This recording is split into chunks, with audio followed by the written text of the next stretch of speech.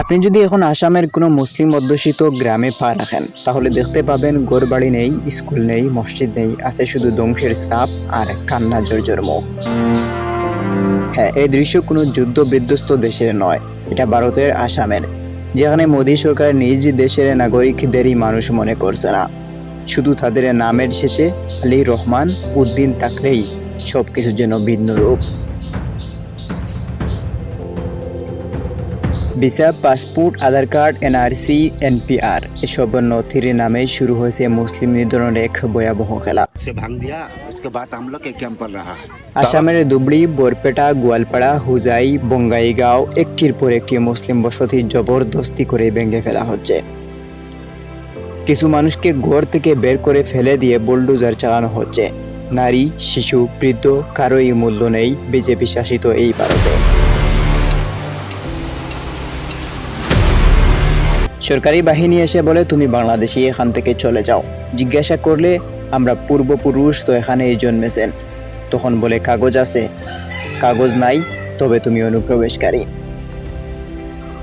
মুসলমানদের নাম বাদ দেওয়া হয়েছে নাগরিক তালিকা থেকে।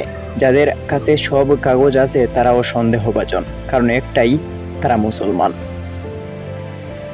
এটা আর কোনো কাগজপত্রের লড়াই নয়, এটা পরিচয়ের লড়াই, এটা অস্তিত্বের লড়াই, এটা মুসলিমদের ভারত থেকে বিতাড়নের সুপরিকল্পিত ষড়যন্ত্র। আর এই ষড়যন্ত্রের মূল কারিগরকে নরেন্দ্র মোদী। সে একদিকে গলায় গীতা নিয়ে হিন্দুত্বের ডুল বাজায় আর অন্যদিকে মুসলমানদের ইতিহাস মুছে দিতে ব্যস্ত। বাবরি মসজিদ গুড়িয়ে এখন মুসলিম জনপদের দিকেই। মোদীর ভারত এখন হিন্দু রাষ্ট্র বানানোর পথে। এখানে মুসলমান মানেই শত্রু, এখানে মুসলমান মানেই সন্দেহভাজন।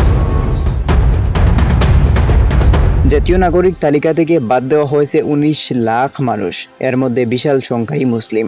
এবার শুরু হয়েছে আটক কেন্দ্রে নির্মাণের কাজ। জানেন এই ডিটেনশন ক্যাম্পগুলো ঠিক কোথায় বানানো হচ্ছে? পুরনো জেলখানার পাশেই, যেখানে কোনো আইনি প্রক্রিয়া ছাড়াই মানুষকে বছরের পর বছর আটকে রাখা যাবে। প্রশ্ন হচ্ছে, এটাই কি গণতন্ত্র নাকি একনায়কতন্ত্রের কুৎসিত রূপ? আসামের ভূমিহীন মুসলিম কৃষকেরা এখন নিঃস্ব।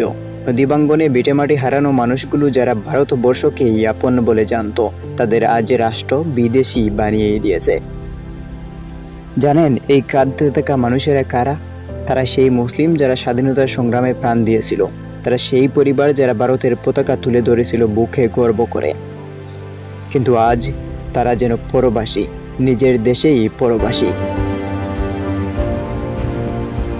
এটা আর রাজনৈতিক কোনো খবরই নয়, এটা মানবাধিকারের লজ্জাজনক ভাঙ্গন, এটা গণ উচ্ছেদ, এটা নীরব গণহত্যার শুরু।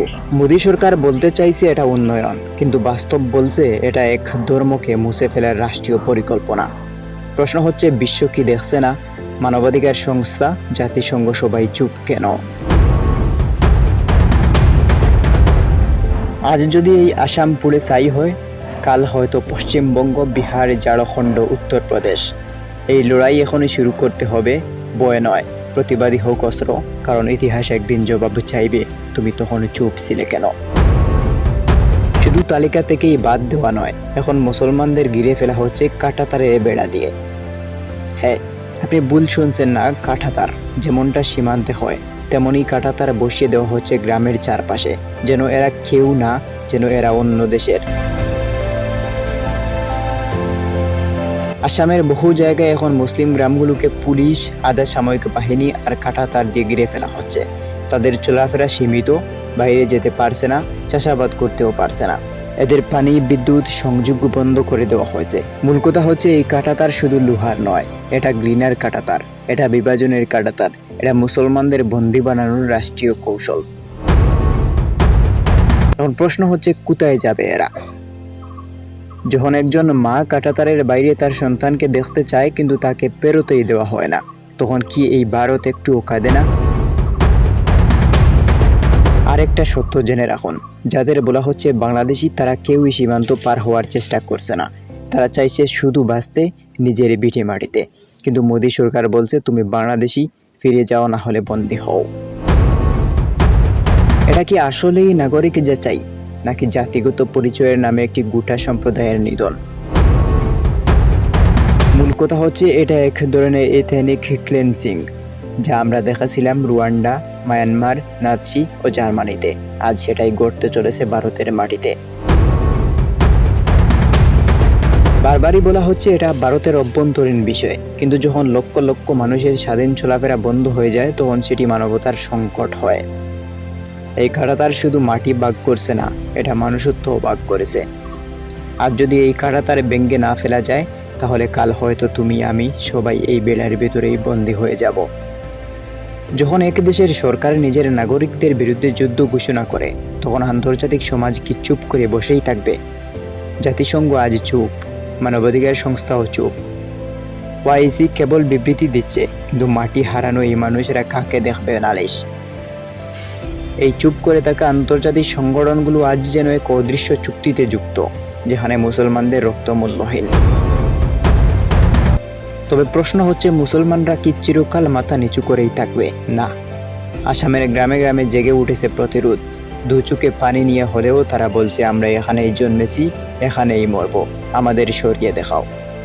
ছোট ছোট ছেলেমেয়েরা এখন জেনে গেছে এই যুদ্ধ কাগজের নয়, এই যুদ্ধ অস্তিত্বের। মসজিদে মসজিদে হচ্ছে আলোচনা, ঘরে ঘরে তৈরি হচ্ছে প্ল্যান। আমাদের কি করতে হবে, কিভাবে এইভাবে বাঁচতে হবে।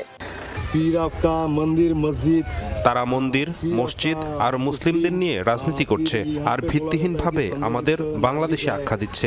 সত্যি যদি কোনো বাংলাদেশি এসে থাকে, সরকার তাদের ফেরত পাঠান। মুসলিমদের এভাবে ধীরে ধীরে কোণঠাসা করতে করতে ভারত এক ভয়ঙ্কর দিকে এগোচ্ছে, যেখানে হিংসা, বিদ্বেষ, বিভাজনই হবে নতুন আইন। সেই দিন খুব দূরে নয়, যেদিন ভারতের ইতিহাস আবারও রক্তে লেখা হবে। এই রক্ত শুধু মুসলমানদের নয়, এই রক্ত হবে ভারতের নিজেরই। এখনো সময় আছে, মোদী সরকার যদি থামে, ভারতের মানুষ যদি জাগে। না হলে ইতিহাস আবারও লিখবে, এক সময় এক দেশ ছিল, নাম ছিল ভারত, যেখানে মানুষের ধর্মের নামে কাঁটাতারে বেঁধে হত্যা করা হতো। আমাদেরও সচেতন হওয়া জরুরি। আমরা যেন আরেকটা গুজরাট, আরেকটা মায়ানমার হতে না দেই। প্রতিবাদ হোক, এখনই হোক। কিন্তু আজকের মূল বিষয়টা হচ্ছে শুধুমাত্র আসামেরই নয়। আজকের প্রশ্নটা গোটা মুসলিম উম্মাহের অস্তিত্ব নিয়ে। কেন মুসলমানরা বারবার নির্যাতনের শিকার হয়? কেন মুসলমানদের জীবনের কোনো দাম নেই? কেন পৃথিবীর প্রতিটি প্রান্তে মুসলমান মানেই লাঞ্ছিত, বঞ্চিত, বিতাড়িত? আজ গাজা এক মৃত্যুপরী, একটা মুসলমান ভূখণ্ডে খাবার নেই, পানি নেই, বিদ্যুৎ নেই। শিশুরা কাঁদে দুধের জন্য, গর্ভবতী মা মরে যায় অপুষ্টিতে, আর পুরো দুনিয়া চুপ। একটা জাতি শুধু তাদের মুসলমান পরিচয়ের জন্য খাদ্য থেকে বঞ্চিত, চিকিৎসা থেকে বঞ্চিত, বেঁচে থাকার অধিকার থেকেও বঞ্চিত। এই মুহূর্তে গাজার শিশুরা জন্ম নিচ্ছে ধ্বংসস্তূপে, কাঁদছে, মরে যাচ্ছে, কিন্তু কেউ এগিয়ে আসছে না। যদি ইউক্রেনে বোমা পড়ে বিশ্ব কাঁদে, আর গাজায় সেখানে শুধু সংখ্যা গুণা হয়। আজ 125 জন মরছে, কেউ ভাবে না তার ভেতরে ছিল 45টি শিশু ও 20টি গর্ভবতী নারী। প্রশ্ন হচ্ছে, তাহলে কি মুসলমানদের প্রাণ এতটাই সস্তা?